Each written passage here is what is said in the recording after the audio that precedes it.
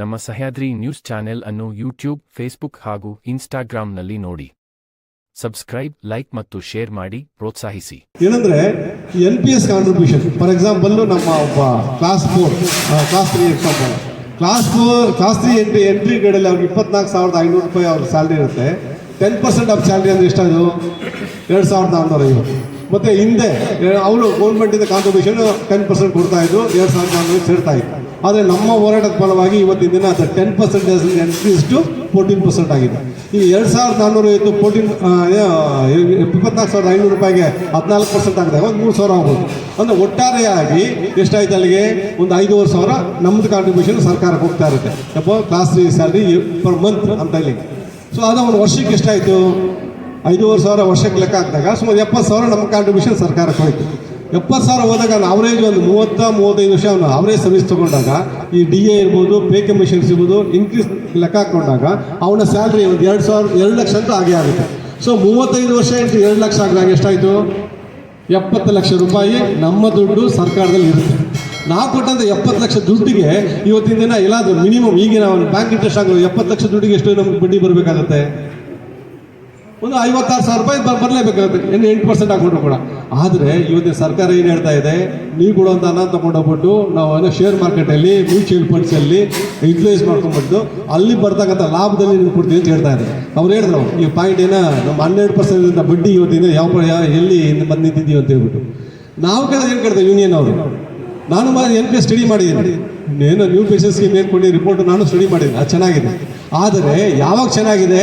ನೀವು assured pension ಹೇಳಿ. ಯಾವಾಗ ಒಬ್ಬ ವ್ಯಕ್ತಿ ಅವನ ರಿಟೈರ್ಡ್ ಆದಾಗ last pay 50% last pay minimum pension, ಅದನ್ನು ಮಿನಿಮಮ್ ಪೆನ್ಷನ್ ಹೇಳಿ. ನಂತರ ನೀವು ಎಷ್ಟು ಬೇಕಾದ್ರೆ ಹೇಳಿ. ಹೊಸ ಪೆನ್ಷನ್ ಸ್ಕೀಮಲ್ಲಿ ನಿಮ್ಗೆ ಇನ್ನೂ ಕೊಡ್ತೀವಿ. ಅವ್ರಿಗೆ ಎಲಿಜಿಬಿಲಿಟಿ 30,000 ಬರ್ತಾ ಇತ್ತು, ನಾವು ಹೊಸ ಪೆನ್ಷನ್ ಸ್ಕೀಮಲ್ಲಿ 50,000 ಕೊಡ್ತಾ ಇದ್ವಿ. Okay, we are welcome it. ಆದರೆ ನಮಗೆ 30,000 ಬರೋದು ಏನು ಮಿನಿಮಮ್ ಪೆನ್ಷನ್ ಇದೆ? ಲಾಸ್ಟ್ ಪೇ 50% ಲಾಸ್ಟ್ ಪೇ ನಾನು ಅದು ಅಶ್ಯೂರ್ ಮಾಡೋದು ನಾವು ಕೇಳ್ತಾ ಇದ್ದೀವಿ. ಯಾಕೆ ಸರ್ಕಾರ ಒಪ್ಕೊಳ್ತಾ ಇಲ್ಲ? ಇವತ್ತಿನ ಮೊನ್ನೆ ಮಾನ್ಯ ಫೈನಾನ್ಸ್ ಮಿನಿಸ್ಟರ್ ಹೇಳಿದ್ದಾರೆ ಅದನ್ನು ಮಾಡ್ಲಿಕ್ಕೆ ಸಾಧ್ಯ ಇಲ್ಲ, ನಾವು ಓಲ್ಡ್ ಪೆನ್ಷನ್ ಸ್ಕೀಮ್ನ ರೆಸ್ಟೋರ್ ಮಾಡ್ಲಿಕ್ಕೆ ಆಗಲ್ಲ ಅಂತ ಹೇಳಿದರೆ. ಅದನ್ನು ನೀವೆಲ್ಲ ಅರ್ಥ ಮಾಡ್ಕೋಬೇಕು. ಇಲ್ಲಿ ನಾನು ಯಂಗ್ಸ್ಟರ್ಸ್ ಕಳಕಳಿಯಿಂದ ಕೇಳ್ಕೊಳ್ಳೋದೇನೆಂದರೆ, ನೀವು ದಯವಿಟ್ಟು ಯಂಗ್ಸ್ಟರ್ಸು ನಿಮ್ಮ ತಲೆಯಲ್ಲಿ ಬರಬೇಕು. ಏನಂದರೆ ಇವತ್ತಿನ ದಿನ ಹಳಬರಿದ್ದಾರೆ, ಓಲ್ಡ್ ಪೆನ್ಷನ್ ತೊಗೊಳ್ತಾ ಇದ್ದಾರೆ. ಆದರೆ ಮುಂಚೂಣಿ ತೊಗೊಳ್ಳೋದು ಯಾರು? Youngsters has to lead.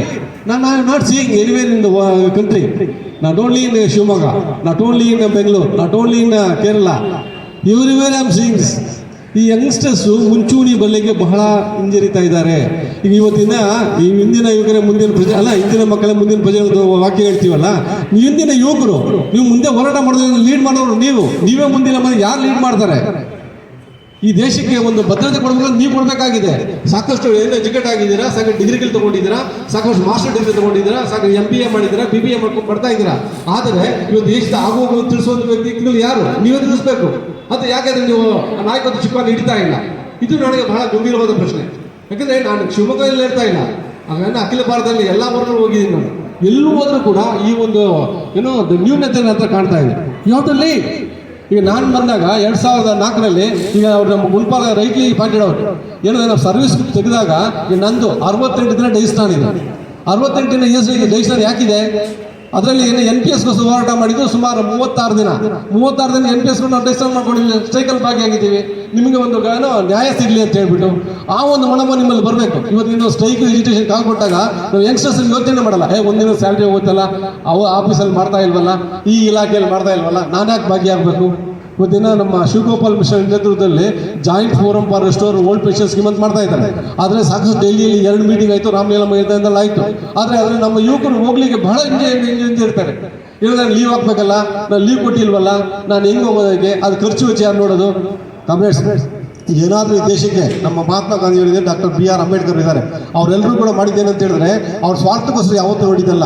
ಈ ದೇಶದ ಜನತೆಗೋಸ್ಕರ ಪ್ರಾಣ ಕೊಟ್ಟಿದ್ದಾರೆ. ಈ ದೇಶದ ಜನತೆಗೋಸ್ಕರ ತಮ್ಮ ಸೇವೆನೇ ಜೀವನ ಮುಡುಪಾಕಿಟ್ಟಿದ್ದಾರೆ. ಆ ನಿಟ್ಟಿನಲ್ಲಿ ನಮ್ಮ ಯುವಕರಿಗೆ ಇವತ್ತಿನ ಮನಸ್ಥಿತಿ ನಿರ್ಮಾಣ ಆಗಬೇಕಾಗಿದೆ. ಆ ಥರ ಇವತ್ತು ಯುವಕರಲ್ಲಿ ಆ ಮನೋಭಾವ ಬರಬೇಕಾಗಿದೆ. ಅದು ಹೇಳ್ಕೊಟ್ಟು ಬರೋದಲ್ಲ, ನಿಮ್ಮಲ್ಲೇ ಬರಬೇಕು. ನಾನು ಈ ದೇಶಕ್ಕೆ ಏನಾದರೂ ಕಾಣಿಕೆ ಕೊಡಬೇಕು, ನಾನು ಈ ಒಂದು OPSನ ಎಷ್ಟೋನ ತರಲಿಕ್ಕೆ ಪ್ರಯತ್ನ ಮಾಡಬೇಕಂತ ಒಂದು ನಿರ್ಧಾರ ಬಂದಾಗ ಡೆಫಿನೆಟ್ಲಿ OPS NPS ತೊಳೆಯುತ್ತೆ. ಅದು 2 ಮಾತಿಲ್ಲ. ಅಷ್ಟೇ ಇತ್ತು, ಅಷ್ಟೇ ಪ್ರಾಂಪ್ಟಾಗಿ ಕೆಲಸ ಮಾಡ್ತಾ ಇದ್ದ. ಯಾವಾಗಲೂ ನಾನು ಅವನಿಗೆ ತಮಾಷೆ ಮಾಡ್ತಿದ್ದೆ, ಬಿಡ ನಾವಿಬ್ಬರು ಒಂದೇ ಥರದವರು, ಯಾಕೆಂದರೆ ಅವನ ಮಿಸಸ್ ಟೀಚರು, ನಮ್ಮ ಮನೆಯವರು ಟೀಚರು, ಅವರು ಕೆಲಸಕ್ಕೆ ಹೋಗೋರು, ನಾವು ಕೆಲಸಕ್ಕೆ ಹೋಗೋರು. ನಮಗೆ ಮನೇಲಿ ಕೆಲಸ ಜಾಸ್ತಿ ಬಿಡೋರು, ಟೀಚರ್ಗಳು ಕೆಲಸಕ್ಕೆ ಹೋಗೋರು, ನಮಗೆ ಮನೇಲಿ ಕೆಲಸ ಜಾಸ್ತಿ ಹಚ್ತಾ ಇರ್ತಾರೆ.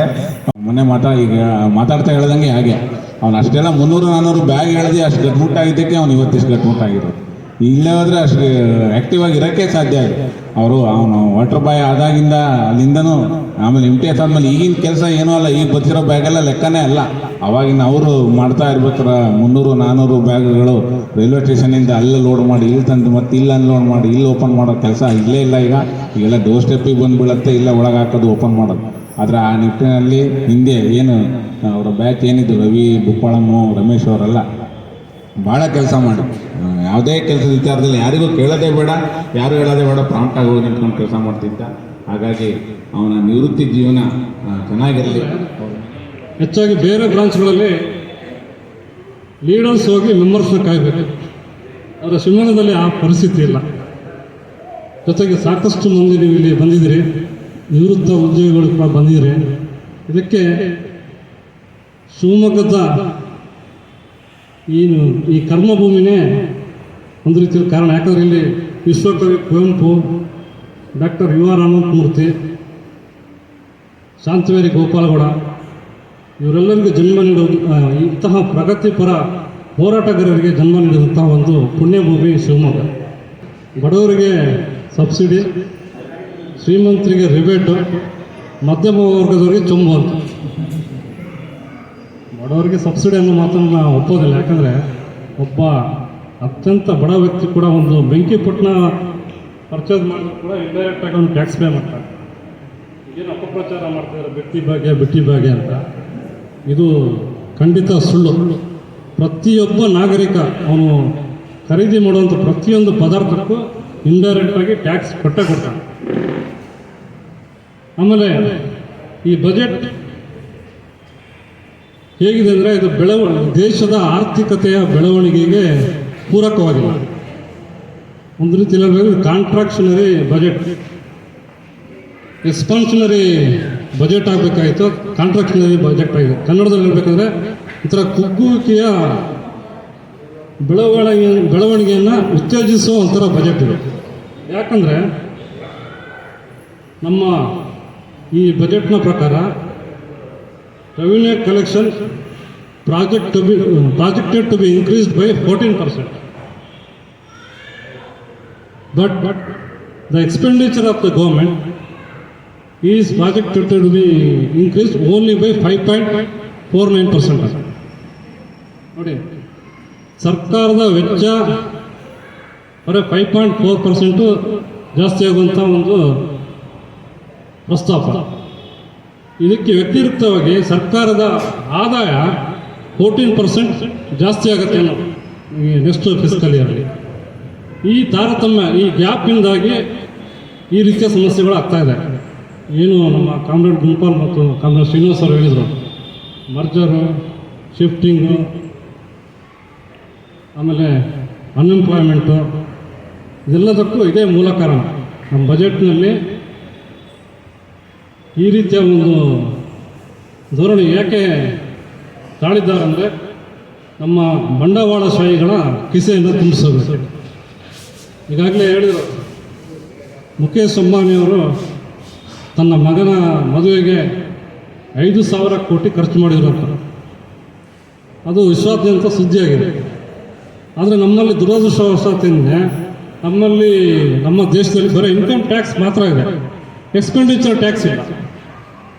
ಎಕ್ಸ್ಪೆಂಡಿಚರ್ ಟ್ಯಾಕ್ಸ್ ಎಲ್ಲ ಅವರು ಇದ್ದಿದ್ರೆ ಆ 10% ಟ್ಯಾಕ್ಸ್ ಆ ಮದುವೆ ಮೇಲೆ ವಿಧಿಸಿದ್ರೆ 500 ಕೋಟಿ ಬರೋದಲ್ವಾ ಇಲ್ಲ ಅಂತ ಹೇಳಿದ್ರು. ಅದಕ್ಕೆ ನಮ್ಮ ಫೈನಾನ್ಸ್ ಮಿನಿಸ್ಟ್ರು ಯಾವ ಥರ ಸಮಜಾಯಿಷಿ ಕೊಟ್ಟಿದ್ದಾರೆ ಅಂದರೆ, 100 ರೂಪಾಯಿ ಇದ್ದಾಗ 10 ರೂಪಾಯಿ ಕೊಟ್ಟಿದ್ರು. ಈಗ 10,000 ಕೋಟಿ 100 ರೂಪಾಯಿ ಬಜೆಟ್ ಗಾತ್ರ ಇದ್ದಾಗ 10 ರೂಪಾಯಿ ಕೊಟ್ಟಿದ್ರು ಹಿಂದೆ. ಈಗ 10,000 ರೂಪಾಯಿ ಬಜೆಟ್ ಗಾತ್ರ ಇದ್ದಾಗ ನಿಮಗೆ 20 ರೂಪಾಯಿ ಕೊಟ್ಟಿದ್ರು, ಅದೇ ಜಾಸ್ತಿ ಅಂತಿದ್ದಾರೆ. ಈ ಒಂದು ಕುತಂತ್ರವನ್ನು ನಾವೆಲ್ಲ ತಿಳ್ಕೋಬೇಕಾಗಿದೆ. ನಿಮ್ಮ ಪೊಸಿಷನ್ ಚೆನ್ನಾಗಿದೆ, ಪುಣ್ಯ ನಾವು ಕರ್ನಾಟಕ ಸರ್ಕಾರದಲ್ಲೇ ಕೆಲಸ ಮಾಡ್ತಿದ್ದೀವಿ. ಅಕಸ್ಮಾತ್ ಈ ಇಂಡಿಯನ್ ಆರ್ಮಿ ಅವ್ರಿಗೆ ನಾಗಾಲ್ಯಾಂಡ್ ಹೋಗ್ರಿ, ಛತ್ತೀಸ್ಗಢ ಹೋಗ್ರಿ, ಅಲ್ಲಿ ನಕ್ಸಲೈಟ್ ಇದ್ದಾರೆ, ಹೊಡೀರಿ ಗೊಡೀರಿ ಅಂತಿದ್ರೆ ಇನ್ನು ಯಾವ ಲೆವೆಲ್ಗೆ ನಮ್ಮಲ್ಲಿ ಇದಾಗ್ತಿತ್ತು. ನಾನೇನು ಹೇಳೋದು, ಈಗ ನಾವು ಮುಂದೆ ಎಲ್ಲೋ ಹೋಗ್ಬೋದು, ಏನಾಗ್ಬೋದು, ಬಟ್ ನಮ್ಮಲ್ಲಿ ನಾನೇನು ಹೇಳೋದಂದ್ರೆ ಮನೋಭಾವನೆ ಯಾವ ಥರ ಬೆಳೆಸ್ರಿ ಅಂತಂದ್ರೆ ರೂಲ್ 38ಗೆ ನಾನು ನಮ್ಮ ಗುಣಪಾಲ್ ಸರ್ ಕೇಳ್ಕೊಳ್ಳೋದು, ರೂಲ್ 38ಗೆ ಪ್ರೆಷರ್ ಹಾಕ್ರಿ, ಒತ್ತಡವನ್ನು ಹಾಕ್ತಾರ್ರಿ, ಎಲ್ಲ ಬೇರೆ ಸರ್ಕಲ್ ಅವ್ರಿಗೂ ನೀವು ರೂಲ್ 38 ಆಗಲಿ ಅಂತೇಳಿ ಬಿಡ್ಕೊಳ್ರಿ. ನಾನು ಹೇಳ್ತಿರೋದು ಇನ್ನೊಂದು 5 ವರ್ಷ ಅಷ್ಟೇ, ಅವರೆಲ್ಲ ರಿಟೈರ್ಡ್ ಆಗ್ತಾರೆ. ಇಲ್ಲಿ ಮೇಲೆ ಮುಂದೆ ಕುಂತವ್ರು ಎಲ್ಲರೂ ರಿಟೈರ್ಡ್ ಆಗ್ತಾರೆ. ಡಿಪಾರ್ಟ್ಮೆಂಟ್ ಇರೋದು ನಮ್ಮ ಕೈಯಲ್ಲೇ, ನಾವು ಹಾಳು ಮಾಡೋದು ನಮ್ಮ ಕೈಯಲ್ಲೇ ಇರೋದು. ನಾವೇನು ಮುಖ್ಯವಾಗಿ ವಿಚಾರ ಮಾಡ್ಬೇಕಪ್ಪ ಅಂತಂದ್ರೆ, ಇನ್ನು 5 ವರ್ಷದಲ್ಲಿ ಏನಾದರೂ ಆಗಲಿ ನೋಡ್ಕೊಂಡು ಹೋಗೋಣ ಅಂತಂದ್ರೆ, ಇನ್ನು 5 ವರ್ಷದಲ್ಲಿ ಡಿಪಾರ್ಟ್ಮೆಂಟ್ ಮುಚ್ಚುತ್ತೆ ನೋಡ್ರಿ. BSNL ಆದಂಥ ಪರಿಸ್ಥಿತಿಯೇ ನಮಗೂ ಬರುತ್ತೆ. ರೈಲ್ವೆ ಸ್ಟ್ರೈಕ್ ಮಾಡಿದ್ರೆ ಗೌರ್ಮೆಂಟೇ ಬೀಳುವಂಥ ಪರಿಸ್ಥಿತಿ ಇತ್ತು. ರೈಲ್ವೆ ರಿಕ್ರೂಟ್ಮೆಂಟೇ ಆಗಿಲ್ಲ, ಒಂದು 5 ವರ್ಷದಿಂದ ಆಗಿಲ್ಲ ಅಲ್ಲ ಸರ್. ಒಬ್ರು ಯಾರು ನಾನಂತೂ ನೋಡಿಲ್ಲಪ್ಪ, ರಿಕ್ರೂಟ್ಮೆಂಟೇ ಆಗಿಲ್ಲ ರೈಲ್ವೇದಲ್ಲಿ. ಅದೇ ಪರಿಸ್ಥಿತಿ ನಮ್ಮಲ್ಲಿ ಬರೋದಿಲ್ಲ ಅಂತ ನೀವು ತಿಳ್ಕೊಂಡಿದ್ದೀರಿ. ಜಾರ್ಖಂಡ್ ಯಾವುದೋ ಸ್ಟೇಟಲ್ಲಿ ಪಾರ್ಸಲ್ ಹಬ್ಬನ ಪ್ರೈವೇಟರ್ಗೆ ಏನೋ ಕರೋದು, ಅದು ಏನೋ ಸದ್ಯಕ್ಕೆ ಈಗ ಆಗೋದಿಲ್ಲ, ಟೆಂಡರ್ ಕರೋದು ಏನೋ ಆಗೋದಿಲ್ಲ ಅಂತ ನಿಲ್ಲಿಸಿದರೆ ಹೊರತು ಅದನ್ನು ಮಾಡೋದಿಲ್ಲ ಅಂತ ಹೇಳಿಲ್ಲ ಅವರಿಗೆ. ಈಗ IT 2.0ದಲ್ಲಿ ಮೆಕ್ಯಾಮಿಶು, ಫಿನಾಕಲ್ ಎಲ್ಲ IBPBಗೆ ಕ್ಯಾಶ್ ಹ್ಯಾಂಡ್ಲಿಂಗ್ ಕೊಡ್ತಾರೆ ಅನ್ನೋದೇನು ಸುದ್ದಿ. ಅಕಸ್ಮಾತ್ ಅದನ್ನು ಕೊಟ್ಟರೆ ಪೋಸ್ಟ್ ಆಫೀಸರ್ಗೆ ಏನು ಕೆಲಸ ಇರುತ್ತೆ? ಪೋಸ್ಟ್ ಆಫೀಸರ್ಗೆ ಏನು ಕೆಲಸ ಇರುತ್ತೆ? ನಮ್ಮ ಮೇಲ್ಸ್ನ ಅಲ್ಲಿ ಮರ್ಜ್ ಮಾಡ್ಬೋದು ಫ್ಯೂಚರಲ್ಲಿ. ನಂಬರ್ ಮರ್ಜ್ ಮಾಡಿದ್ಮೇಲೆ ಇಷ್ಟೇ ಜನ ಇರಕ್ಕೆ ಬರ್ತಾರ ನಮ್ಮನ್ನ? ಅಲ್ಲಿ ಸ್ಟ್ಯಾಟಿಸ್ಟಿಕ್ಸ್ ಮಾಡಿ ನೀವು ನೋಡ್ತೀರಾ, ಯಾವುದೋ ಇದನ್ನ ಓದಿ ಸ್ಟ್ಯಾಟಿಸ್ಟಿಕ್ಸ್ ಅಂತೇಳಿ ಜನ ತೆಗಿಯೋದನ್ನ ನೋಡ್ತೀರಾ. ಪೋಸ್ಟ್ ಆಫೀಸರ್ ಮರ್ಜ್ ಮಾಡಿದ್ಮೇಲೆ ನಮ್ಮನ್ನು ತೆಗಿತಾರೆ. ಫ್ಯೂಚರಲ್ಲಿ ಏನು ಮಾಡ್ತಾರೆ? ಸೈನ್ ಮಾಡಿರ್ತೀರಿ ನೀವು, ಎಲ್ಲರೂ ಸೈನ್ ಮಾಡಿರ್ತೀರಿ. ಆಲ್ ಓವರ್ ಇಂಡಿಯಾ ನಾವೆಲ್ಲ ಕೊಟ್ಟರು ಡ್ಯೂಟಿ ಮಾಡ್ಬೇಕಂತ ಸೈನ್ ಮಾಡಿರ್ತೀರಿ. ಪಶ್ಚಿಮ ಬಂಗಾಳ, ಬಿಹಾರ, ಛತ್ತೀಸ್ಗಢ BSNL ಟ್ರಾನ್ಸ್ಫರ್ ಕೊಡ್ತಾರೆ. ನಿಮ್ಮನ್ನ ಕಂಪಲ್ಸರಿ ನೀವೇ ರಿಟೈರ್ಮೆಂಟ್ ತಗೊಳ್ಳೋಂಗೆ ಕಿರುಕುಳ ಕೊಟ್ಟು ಮನೆಗೆ ಕಳಿಸ್ತಾರೆ. ಆ ಪರಿಸ್ಥಿತಿ ಬಂದೇ ಬರುತ್ತೆ ಒಂದಿನ. ನಾವು ಇವತ್ತೇನಾದ್ರೂ ಅದ್ರ ಬಗ್ಗೆ ಸೂಕ್ಷ್ಮವಾಗಿ ಏನಾದರೂ ಗಮನ ಕೊಡದೆ ನಾವು ಸುಮ್ಮನೆ ಏನೋ ಆಗ್ತಾ ಇದೆ ಹೋಗ್ತಾ ಇದೆ ಅಂತಂದ್ರೆ ನಮಗೆ ಮುಳ್ಳು. ಅವರಂತೂ ರಿಟೈರ್ಡ್ ಆಗ್ತಾರೆ. ನಾನು ಎಷ್ಟೋ ಸರಿ ಕೇಳಿದೀನಿ, OPS ಹೋರಾಟ ಇದು NPS ಬಗ್ಗೆ ಹೋರಾಟ ಮಾಡೋರೆಲ್ಲ OPS ಅವರೇ. ಪೆನ್ಷನ್ ಇದ್ದವ್ರು ಪೆನ್ಷನ್ ಕೊಡಿ ಅಂತ ಹೋರಾಟ ಮಾಡ್ತಾ ಇರ್ತಾರೆ. ಅವ್ರು ಯಾಕೆ ಹೋರಾಟ ಮಾಡ್ತಿದಾರೆ ಅಂತ ಯಾರು ಏನಿಲ್ಲ, 4 ಜನ ದಿಲ್ಲಿ ಹೋಗ್ತಿದಾರಂತೆ, ಅಲ್ಲಿ ಪೆನ್ಷನ್ ಬಗ್ಗೆ ಹಿಂಗೆ ಹೋರಾಟ ಮಾಡ್ತಾರಂತೆ, ಬರ್ತಾರಂತೆ. ಅವ್ರು ಯಾಕೆ ಮಾಡ್ಬೇಕು? ಪೆನ್ಷನ್ ಇದ್ದವ್ರು ಯಾಕೆ ಪೆನ್ಷನ್ ಕೊಡ್ರಿ ಅಂತ ಹೋರಾಟ ಮಾಡಬೇಕು? ಮುಗಿತಲ್ಲ, ಇನ್ನೇನು ಶ್ರೀನಿವಾಸ ಸರ್ ರಿಟೈರ್ಡ್ ಆದ್ರೆ ಆರಾಮಾಗಿ ಮನೇಲಿ ಇರ್ಬೋದು. ಗುಣಪಾಲ್ ಸರ್ ನೀನು ಇನ್ನೊಂದು 2-3 ವರ್ಷ ಆದ್ಮೇಲೆ ಪೇ ಸ್ಕೇಲ್ ತಗೊಂಡ್ಮೇಲೆ ಇನ್ನೊಂದು ಪೆನ್ಷನ್ ಜಾಸ್ತಿ ಆಗತ್ತಲ್ಲ, ಮನೇಲಿ ಇರ್ಬೋದು. ಯಾಕೆ ಮಕ್ಕಳನ್ನ ಬಿಟ್ಟು, ಹೆಂಡತಿರನ್ನ ಬಿಟ್ಟು, ಎಲ್ಲರನ್ನು ಫ್ಯಾಮಿಲಿನ ಬಿಟ್ಟು ಸುಮ್ಮನೆ ಅಡ್ಡಾಡ್ಬೇಕು? ಈಗ ಸಂಡೇ ಇತ್ತು ಆರಾಮ್ ಮನೇಲಿ ಇರ್ಬೋದಪ್ಪ. ಈ ಮನೇಲಿ ಅವ್ರು ಅಂತಿರ್ತಾನೆ, ನನ್ನ ಜೊತೆ ಮನೇಲಿ ಇರೋದು ಬಿಟ್ಟು ಏನಪ್ಪ ಹಿಂಗೆ ಅಡ್ಡಾಡ್ತಾನೆ ಅನ್ಬೋದು ತಾನೆ. ಈಗ ಸಂಡೇ ಅಂದ ತಕ್ಷಣ ಮನೇಲಿ ಇರ್ಬೇಕಪ್ಪ, ಯಾಕೆ ಅಡ್ಡಾಡ್ಬೇಕು? ಯಾಕೆ ನಿಮಗೆಲ್ಲ ಹೇಳ್ಬೇಕು? ಯಾಕೆಲ್ಲ ರಕ್ತ ಸುಟ್ಕೋಬೇಕು? ಯಾಕೆ BP ಶುಗರ್ ತಗೋಬೇಕು ಈ ವಯಸ್ಸಲ್ಲಿ? ಭಾಳ ಇಂಪಾರ್ಟೆಂಟು. ನಮ್ಮ ಬರುವಂಥ ಫ್ಯೂಚರ್ ನಮಗಾಗ್ಲಿ, ನಮ್ಮ ಇದಕ್ಕಾಗ್ಲಿ ಭಾಳ ಇಂಪಾರ್ಟೆಂಟ್. ನೀವು ಹೇಳ್ಬೇಕು ನೋಡ್ರಿ. ನಾವಂತೂ ಹೇಳೋದು ನಿಮ್ಮ ಮನಸ್ಸಲ್ಲಿ ಬರಬೇಕು. ನಾವು ಏನು ಮಾಡಬೇಕು ಸರ್? ಮುಖ್ಯವಾಗಿ ನಮಗೆ ರೂಲ್ 31 ಮಾಡಿಕೊಡಿ ಸರ್, PSC ಅವ್ರಿಗೆ ಫಸ್ಟ್. ಅದು ಬಹಳ ಇಂಪಾರ್ಟೆಂಟ್. ಯಾಕಂದ್ರೆ ಎಲ್ಲರಿಗೂ ಅವ್ರು ಮನೆ ಹತ್ರ ಹೋಗ್ಬೇಕಂತ ಇರುತ್ತೆ, ಏನೋ ಒಂದು ಸಮಸ್ಯೆ ಇರುತ್ತೆ, ತಂದೆ ತಾಯಿಗಳನ್ನ ನೋಡ್ಕೋಬೇಕಂತ ಇರುತ್ತೆ, ಮಠಗಳನ್ನ ಬಿಟ್ಟು ದೂರ ಬಂದಿರ್ತಾರೆ. ಅದೊಂದು ಮಾಡ್ಕೊಡ್ರಿ. ಆಮೇಲೆ ಯೂನಿಯನ್ ಇಷ್ಟು ಕಠಿಣ ಸಂದರ್ಭದಲ್ಲದು ಜಾಕಿ ಸರ್ ಹೇಳಿದಂಗೆ 14 ಪೋಸ್ಟು ತಂದಿರೋದು ಎಷ್ಟು ಇಂಪಾರ್ಟೆಂಟ್ ಅಂದ್ರೆ, 14 ಪೋಸ್ಟು ನಾವು Gunapal sir first PMG sir dash sir ಕೇಳಿದಾಗ ಅದು ಪಾಲಿಸಿ ಮ್ಯಾಟ್ರು ಬರೋದಿಲ್ಲ ಅಂತ ಹೇಳಿದ್ರು.